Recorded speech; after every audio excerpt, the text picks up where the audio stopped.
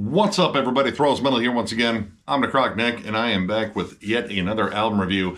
And honestly, one I really wasn't expecting because this band has been kind of defunct for a while. But with every year, it seems like we get a lot of comeback albums, and this is yet another one that I wanted to go over. So we're going to go over the latest offering from Gates of Slumber with their album Gates of Slumber. This also comes out on the 29th of November on Smart Records. This band formed in 1998 in Indiana. This is their 6th album overall and first one in 13 years. This band actually broke up in 2013 after their album The Wretch, which I thought was absolutely awesome. I've been into this band since their album The Conqueror, which I just saw that album cover and was like, dude, this is probably some Conan worshipping doom metal, and I'm totally down for it. Now again, this band went defunct in 2013, not long after The Wretch was released, and a lot of that was due to a lot of tragedy within the band. Within the years of 2014 to 2020, this band has sadly had a lot of members pass. In fact, with The Wretch, outside of vocalist guitarist Carl Simon, the other 2 members on that album are sadly passed as well. And granted, they broke up the same year The Wretch was released. Coming back after the death of members, that is always difficult. But they have reformed since 2019, and this is their first studio offering since The Wretch.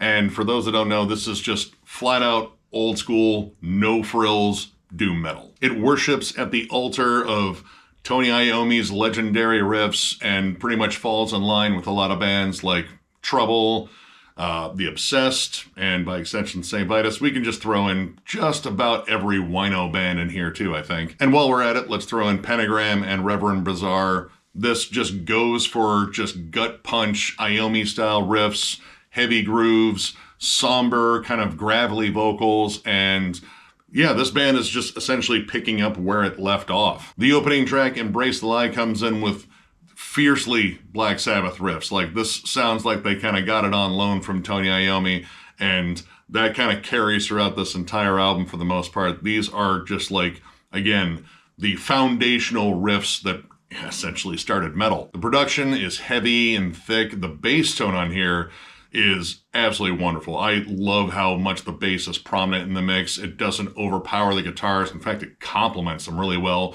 The drums have a great punch. And Carl's vocals sound as good as they have in the past. He has a very woeful, very gloomy delivery. It's still very tuneful, but there's a gruffness to it. And there's some interesting moments on here where they harmonize in some like extra like heavier vocals or growls. I don't know if they just doubled his vocals or it's a backup vocalist on here. Either way, it's pretty damn effective. Full Moon Fever, I think, does an excellent job of that. That kind of has like a Sabbathy swing, or almost I would call like a doomy, swampy boogie to the song. Like, it's just a little bit more up-tempo. There's a bit of a bounce. I swear you could probably have thrown in a cowbell on there and it totally would have worked. But as the verses go on, you start noticing this like heavier, gruffer, almost more like kind of like death metal roar coming up in the background behind the main vocals. And then it transitions into this interesting like atmospheric bridge where it sounds like an ogre stomping through the forest, and then that just kind of goes into like the lead melodies and such. It's one of the few spots in here where I think like they just kind of went a little bit extra for the atmosphere, because most of this is just built on a lot of old school tropes. You get some isolation of drums and bass and maybe like an isolated riff, but in terms of additional atmosphere, they kind of just create it with the music itself. Those big, heavy, droning riffs on here, they really just kind of like saturate the album and just fill it out completely.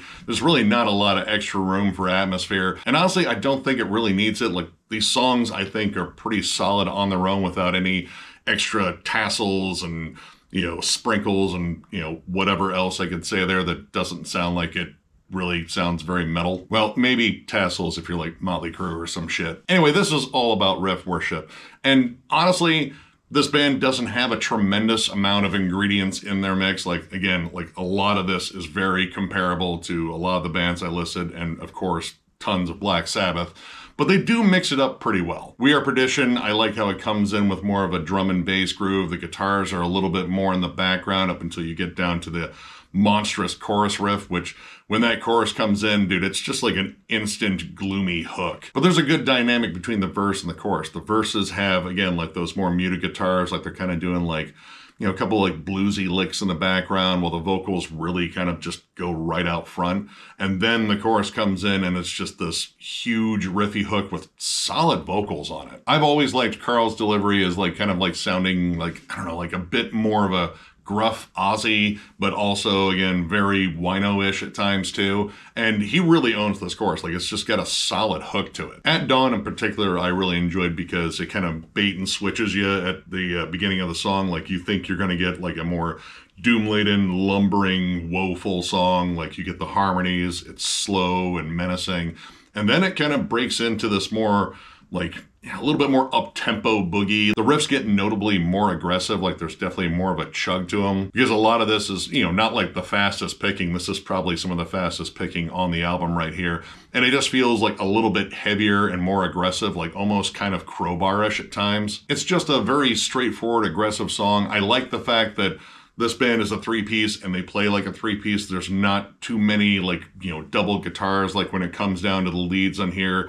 Generally, the rhythm guitars drop out and the lead has more room to play, and generally it's, very like bluesy and just, downtrodden as hell. Fits the mood of the music perfectly, of course. But I like the fact that they didn't necessarily like put a riff behind it. Like, this kind of opens up the rhythm section a little bit. And again, I'm all for letting that bass tone kind of shine in here because it sounds absolutely wonderful. The isolated bass intro on The Fog in particular, I love how it just kind of sets the mood. And as the song builds, it becomes honestly one of the darkest, like most menacing tracks on the album. The first vocals you hear on there are very like ominous, sort of like ooh and ah, like more of a chant than anything else.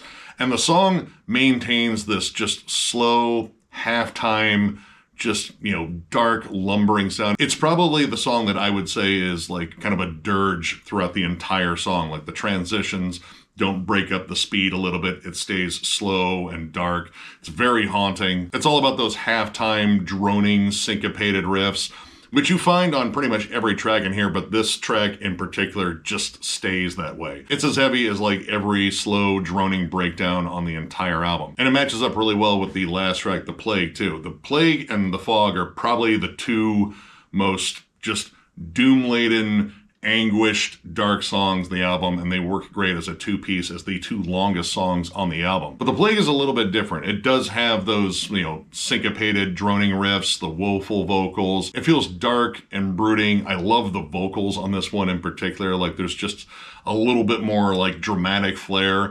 Every now and then he'll like take that last note and kind of turn it into like a descending kind of gruff growl. But as this song just really sets a dark and dismal mood, it takes this hard shift into like more up-tempo material. Like, you kind of get like some more like, I don't know, like desert rock sort of riffs and more up-tempo rhythms, like kind of along the lines of like Fu Manchu or Caius. The drums are more energetic. There's a really cool lead on it.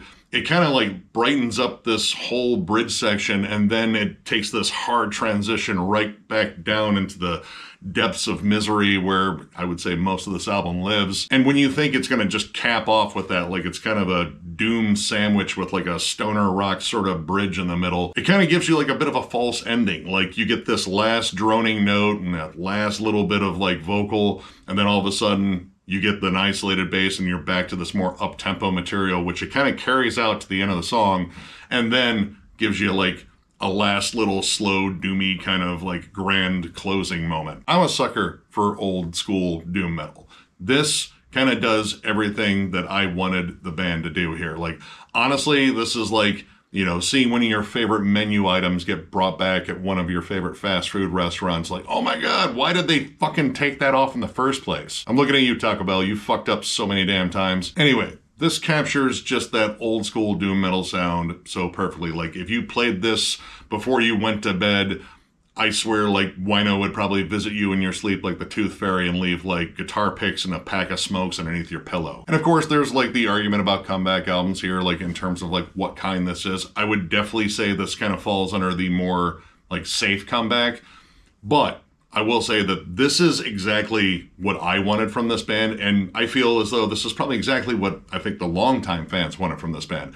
This band has not really changed its sound throughout the course of its albums, and I own all of them. There's not like a tremendous amount of variety throughout their discography, but this is a very consistent band that knows what they're about. They have a particular sound, and they do it really well. and I think they did it really well here. As far as any complaints on here, a couple of minor ones. This is kind of a short album for a doom metal album. Like, this is just under 36 minutes, which, that's short for a doom metal album. That's almost like a Funeral Doom EP, I guess, which would probably like be 2 really long tracks. And there was one track in here where, I feel like there was just maybe more they could have done, and it was Full Moon Fever. I like the energy on that track. It stands out for its kind of like, swamp boogie. But I feel like after that really fun, like, ogre smashing through the forest and growling and grunting, it kind of loses its way. Like, you get into a cool lead break, it's nice, and then it kind of rides this riff off into the sunset where you feel like it could have been more, like they could have like, thrown in another chorus refrain or something like that to kind of cap off the song. Instead, it just kind of meanders off and like, oh, well, it's good seeing ya. And while it's really not a complaint, because again, this is exactly what I expected from this band and kind of wanted, it is a very straightforward album. It is as straightforward as this album art, which kind of borders on, whether or not you can call it art. It's a cool logo though. I don't fault them. And as much as it might put off like Black Album vibes, it's better than the Black Album. So overall, I'm going to give this 4 stars. I really enjoyed this. This is just a flat out return to form. Like, I really just kind of wanted some solid doom metal when I saw that they were resurfacing, which I was like pretty damn happy about.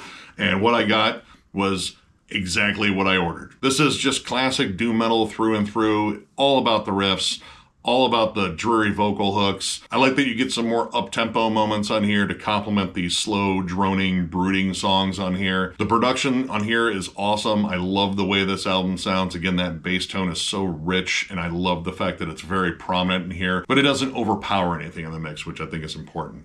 If you are a longtime fan of this band, I strongly recommend getting this, and if you have never heard of them and you like bands like Trouble, Black Sabbath, again, like Reverend Bazaar, and of course, almost any wino-related project, but I would say for this one specifically, more The Obsessed and St. Vitus. This is a solid comeback album. Welcome back, Gates of Slumber. You guys have been missed. So, if you enjoyed this review, give it a thumbs up, and if you are new to the channel, subscribe, because we do stuff like this all the time. We also now have memberships. They are only 99 cents, and our lone perk is doing members-only streams, and we're gonna kind of like focus on like certain subjects for those. We did our first one. It was fun. It kind of felt like a normal stream, and we appreciated everyone that showed up. But I do want to do like some like discussion stuff in there, because here's a chance for us to like just talk about like, I don't know, what's going on in the metal world. We probably won't have one for December, just because December's it's a nightmare month. The holidays are nuts. Yada, yada, yada. But we also have our own emojis, which I will be adding some more stupid emojis because I have other dumb images that probably would work as emojis. This again is a more direct way to support the channel if you would like. It's kind of getting us away from Patreon. And again, StreamYard is raising their prices. We're actually looking at some other alternatives to StreamYard, but we like StreamYard. It actually runs pretty damn well. Either way, if you would like to help out and become a member, there's a join button down below. We also still have thrallsmetal.com with our t-shirts and hats, and that is linked down below in the description. And of course, thank you guys for every bit of support you guys have given us over the years. It's amazing doing this. We still have some reviews we're going to do. I mean, December isn't necessarily loaded. This is kind of like the last big week of like, oh, wow, there's still like a lot of stuff to go over. December, not a lot of that. But of course, we have our year-end lists, and eventually we're going to get back to doing some retro reviews, some more discussions. I have, like, again, like tons of other stuff I want to do outside of collection updates, because I've been doing those quite a bit because I bought so damn much this year. But yeah, we definitely want to get back to overloading you guys with some different content after these year-end lists. So one more big thank you once again, because you guys are absolutely awesome, and we will catch you later.